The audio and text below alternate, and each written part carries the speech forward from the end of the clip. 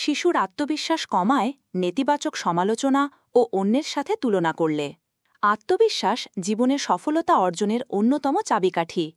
একজন আত্মবিশ্বাসী মানুষ নিজের কাজ ও যোগ্যতা সম্পর্কে ইতিবাচক ধারণা পোষণ করার কারণে তাদের অনুভূতিতে সাহস, উৎসাহ, আনন্দ অনুভব করেন, যার ফলে কোনো কাজের ক্ষেত্রে এই অনুভূতিগুলোর কারণে ব্যক্তি কাজটি থেকে পিছপা না হয়ে এগিয়ে যান, ফলে কাজটিতে সফল হন। একজন কম আত্মবিশ্বাসী মানুষ বা যার কোনো আত্মবিশ্বাসী নেই, তিনি কাজ করা কিংবা কোনো একটি উদ্যোগ নেওয়ার আগেই ভাবেন, কাজটি হবে না, আমি মনে হয় পারব না, পারলেও সেটা ভালো হবে না। এই নাবোধক চিন্তা তার আবেগের মধ্যে অনীহা, অনাগ্রহ, ভয়, লজ্জা এসব অনুভূতির উদ্রেক করে। ফলে সত্যি তিনি এসব আবেগ নিয়ে কাজটি ভুল করেন অথবা কাজটি করেনই না। ফলাফলস্বরূপ কাজে আংশিক সার্থক বা পুরোপুরি ব্যর্থ হন। কাজের সফলতা সবসময় ব্যক্তির বাস্তব যোগ্যতা থাকলেই হয় না। অনেক মানুষ বাস্তবে খুবই মেধাবী, যোগ্যতা সম্পন্ন সত্ত্বেও আত্মবিশ্বাসের অভাবে জীবনে সফল হতে পারেন না। আত্মবিশ্বাস বা নিজের ওপর ইতিবাচক বিশ্বাস গড়ে তোলার সঠিক সময় হল শিশুকাল। আত্মবিশ্বাসী হয়ে গড়ে ওঠার পিছনে যেসব বিষয় বাধা দেয় কিংবা আত্মবিশ্বাস নষ্ট করে, সেসব বিষয় হল: ছোটবেলায় করা নেতিবাচক সমালোচনা।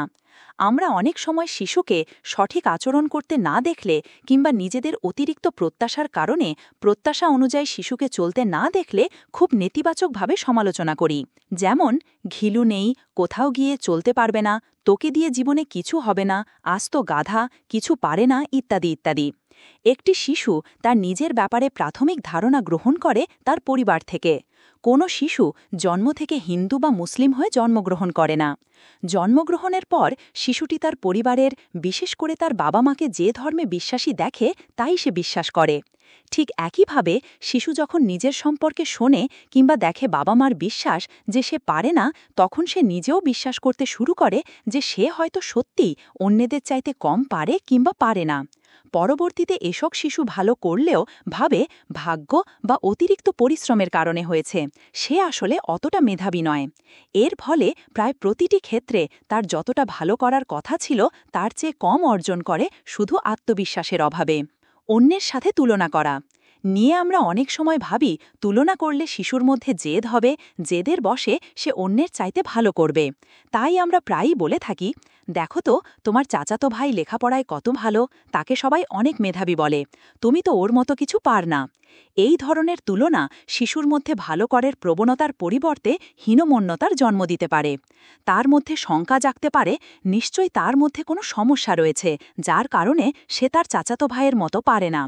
অনেক সময় দেখা যায় এসব শিশুর অন্য শিশুর প্রতি হিংসা তৈরি হয় এবং যারা অন্য শিশুটিকে ভালো বলছে তাদের প্রতিও ক্ষোভ তৈরি হয়। সেজন্য সে আরও অবাধ্য আচরণ করে। সে ভাবে কেউ তাকে গুরুত্ব দিচ্ছে না, বরং যারা ভালো করে সবাই তাদের নিয়ে ব্যস্ত বা প্রশংসা করছে। এতে তার আত্মবিশ্বাস কমে গিয়ে তার মনে হয় যেহেতু সে অন্যের চাইতে কম পারে, এজন্য তাকে বোধহয় কেউ পছন্দ করে না বা গুরুত্ব দেয় না। এই নেতিবাচক চিন্তা তার আত্মবিশ্বাস কমিয়ে দেয়। তাই আত্মবিশ্বাস ধ্বংসকারী কঠোর ও নেতিবাচক সমালোচনা ও তুলনা করা থেকে বিরত থাকুন। শুধু কাজের কিংবা লেখাপড়ার ক্ষেত্রেই নয়, আত্মবিশ্বাসের অভাব ব্যক্তিজীবনের যে কোনো ক্ষেত্রে প্রতিকূলতা তৈরি করে।